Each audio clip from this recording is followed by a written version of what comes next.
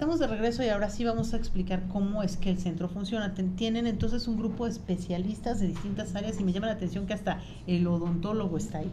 Así es, estas áreas están enfocadas precisamente porque el paciente diabético no se maneja por una sola enfermedad.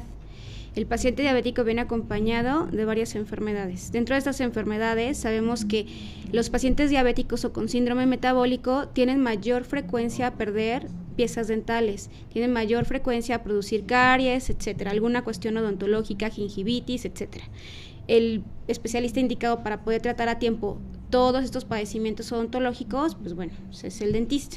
Entonces, aquí, ¿qué tratamos de hacer? Primero, una cuestión preventiva con todas las áreas y posteriormente, si ya no se pudo hacer una cuestión preventiva y el paciente ya llega con ciertas alteraciones o afectaciones de su enfermedad, pues podemos llevar a cabo un control con todas estas disciplinas. Por ejemplo, también un paciente, un médico que lleve un control de diabetes, está especializado, precisamente es diabetólogo, para poder conocer ampliamente esta área y poder tener el tratamiento adecuado para cada paciente, ya que cada paciente es diferente, el metabolismo es diferente. Se canaliza con nutrición, porque sabemos que el 70% del control de un paciente diabético se controla con el plan de alimentación, no es dieta. Es plan de alimentación, no vamos a poner a un paciente para que baje de peso, sino para que controle su glucosa. De igual forma, tenemos que pasar un paciente con psicología, porque hay pacientes que primero sabemos que una enfermedad es un proceso de aceptación, tiene que llevar un proceso de aceptación para poder tener un mejor control y que tenga un mejor apego al tratamiento. Aquí, ¿quién nos lleva la batuta? La psicóloga. Igual, si un paciente ya tiene una secuela, por ejemplo, que se está quedando ciego por una retinopatía o ya tiene una insuficiencia renal crónica o pierde alguna extremidad por un pie diabético o una alteración en el proceso de cicatrización, pues la psicóloga también aquí lleva la batuta para que el paciente pueda llevar su plan de duelo. En cuanto, por ejemplo, a cirugía, tenemos también un cirujano que es el que nos lleva el control de los pies diabéticos para poder tener un mejor tratamiento y un mejor beneficio. Y junto con todas estas disciplinas también integramos nosotros lo que es la oxigenación hiperbárica o la cámara hiperbárica. ¿Para qué nos va a ayudar? Bueno, nos va a ayudar principalmente en este aspecto para controlar al paciente diabético y prevenirlo de secuelas de su enfermedad, para controlar el síndrome metabólico y para disminuir los niveles de glucosa en sangre. Si el paciente ya presenta algún tipo de secuela, pues bueno, ya nos enfocamos en las secuelas, retinopatía, neuropatía, insuficiencias venosas, etcétera, para poder llevar un tratamiento adecuado para el paciente con las sesiones necesarias a la presión que necesita para poder tener un beneficio. Como mencionábamos un poco, esto de la cámara hiperbárica trabaja para el paciente diabético, que es el tema que estamos viendo hoy, pero también se utiliza en muchas otras cosas, ¿no? Sí, está avalada para 18 padecimientos. ¿Cuáles son los más frecuentes, podríamos decirlo así, que manejamos en el centro? Hipoacusia súbita, cuando los pacientes se quedan sordos de un día para otro, pacientes o niños con parálisis cerebral infantil, pacientes con procesos de difícil cicatrización, que la herida esté infectada o que no cierre después de algún tipo de cirugía, pacientes con alguna secuela cardiovascular, que hayan tenido infartos, que estén propensos a infartos, que tengan marcapasos, que tengan arritmias. La cámara hiperbárica les ayuda mucho para compensar su enfermedad. Pacientes con migraña, con síndrome de fatiga crónica, que es muy común en nosotros por la cuestión laboral y el ajetreo de vida que llevamos. Pacientes también que podemos llegar a tener con migraña. La migraña también es muy común y principalmente en cuestión preventiva se puede llegar a manejar la cámara hiperbárica. También en pacientes sanos, por ejemplo, deportistas de alto rendimiento, se utiliza la cámara para aumentar su sistema inmunológico, para aumentar su rendimiento físico y para prevenir lesiones, entre, bueno, muchísimas otras enfermedades más. Pero más que nada también queremos hacer una cuestión preventiva, que vayan pacientes sanos a meterse a cámara hiperbárica, oxigenación de cámara hiperbárica, para poder tener un beneficio a largo plazo y con esto una mejor calidad de vida. Qué interesante, porque lamentablemente en México hay mucha desinformación en todas las áreas, ¿no? Pero en esta área del tema de salud y en esta área de las cámaras hiperbáricas, llegaron a México hace muchos años, tuvieron una especie de boom y después quedaron como en el olvido. Ahora se sabe que hay varios hospitales que las tienen y tu centro que lo maneja, pero creo que sigue habiendo mucho desconocimiento de cómo funciona, por qué es que la cámara hiperbárica puede ser una gran ayuda, digamos, en el caso, por ejemplo, que hablabas de los niños con parálisis cerebral. Así es.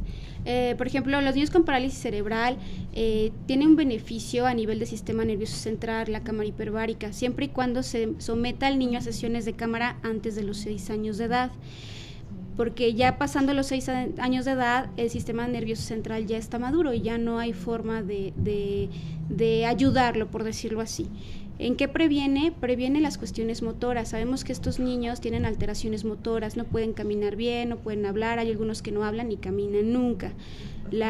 Hasta la vista no la pueden dirigir. Exactamente.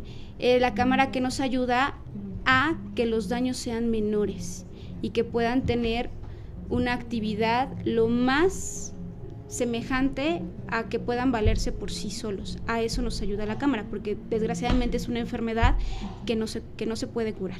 Otra de las del grupo que no se curarían, pero es muy interesante porque a veces las personas que tienen un niño con un problema como este creen que se limita a terapia física, a llevarlo a una serie de movimientos donde se va tratando de desarrollar esas habilidades que ellos no tienen, sin darse cuenta que a lo mejor la cámara hiperbárica que está trabajando a nivel celular, lo que está haciendo es activar esas células a llegar a su óptimo dentro de las limitantes que ese niño pueda tener, pero llevarlo al máximo internamente, no un trabajo tanto externo de mueve el brazo muchas veces, porque pues, a lo mejor lo va a poder mover un poco más de lo que era su atrofia, pero si le trabajaste a nivel celular, estás llegando a un punto que antes no se había pensado que se podía lograr, ¿no?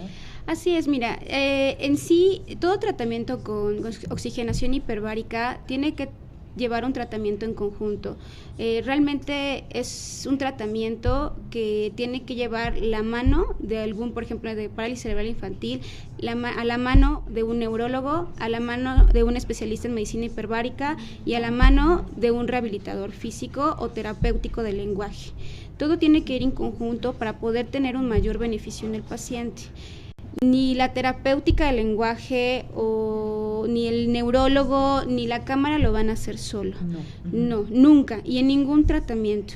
Por eso se tiene que involucrar varias disciplinas para poder tener una evolución. Por ejemplo, estos niñitos también los llevan mucho a equinoterapia y es muy bueno. Cuando vienen conmigo siempre les hago hincapié que a la par debemos de hacer tratamiento neurológico, cámara hiperbárica y también terapia.